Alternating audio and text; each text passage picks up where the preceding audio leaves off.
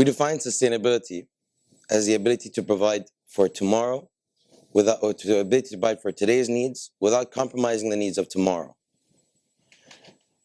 When I first started architecture, when I was a young kid actually, I was always told that architecture is the way to go, that I would have to be an architect. So when I got into university, that's the first thing I went for. I didn't think of anything else. When I ran into the seniors, you know how they always try to tease on freshmen, I was told that it's difficult, that I won't make it, that there are sleepless nights, there's a lot of stress.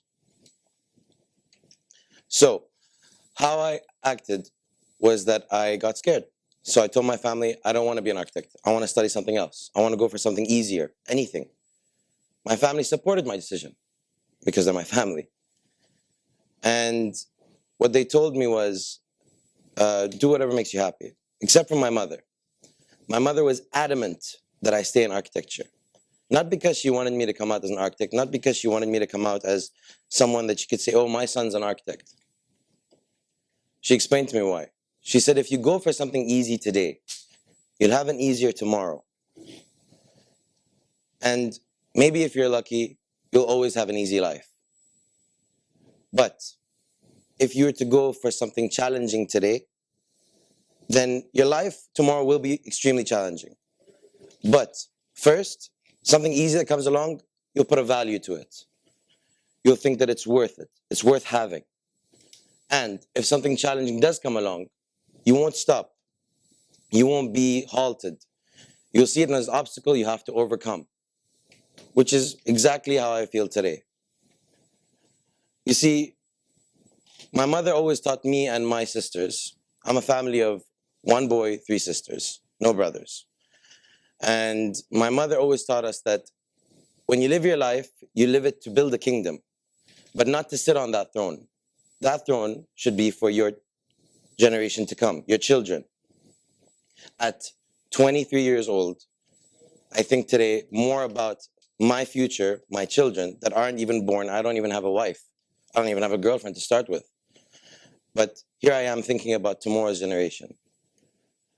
The reason I think about tomorrow's generation is because it's a lot harder than just providing them with a good future. It's about inspiring them to want to do the same, which is exactly what my mother did for me and my sisters. See, her family provided her with the means to live a better tomorrow in whichever way she chose fit. The way she saw it as the right way was to inspire all of us to provide the same or to think the same way at a young age. Because at a young age, we begin to think more about what we're taught, especially when we go through these years. So she left me thinking, if I want a better tomorrow, how do I give that? Do I provide more solar panels? No. Do I make more Earth days? No.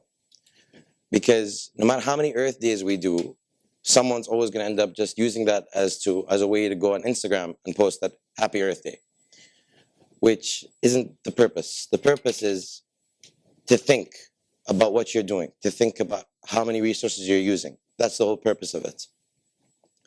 So to better yourself is to have a better tomorrow. Am I saying that we're all broken here? No. But am I saying that we're all flawed? Of course. We all have that inability to always see the bigger picture.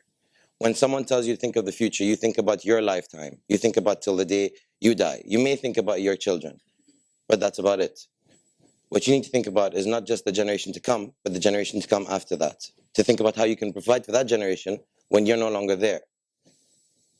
Now, it starts off with you thinking about yourself, about your generation.